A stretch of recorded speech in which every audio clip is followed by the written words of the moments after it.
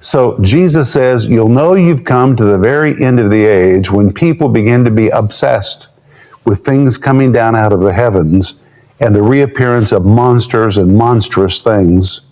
And hey, here we are. One of the errors that he is committing is that he's not honoring audience relevance. In other words, these prophecies that Jesus had given had application to the first century, not those of us living in modern times. In fact, when you consult ancient sources, what you will find is that there were a number of historians, including those from the first century, who had recorded great and terrifying signs. Both Josephus, the first century Jewish historian, and Eusebius, the ancient church historian, happen to document that these signs were given by God to the Jews as signs to deter them.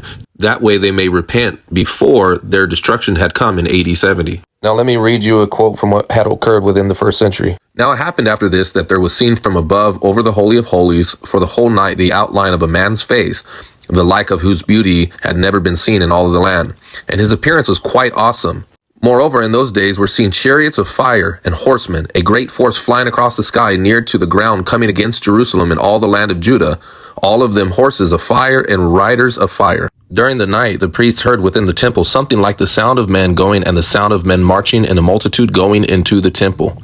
And a terrible and mighty voice was heard speaking, quote, "Let's go and leave this house." Where even the Senate and the Congress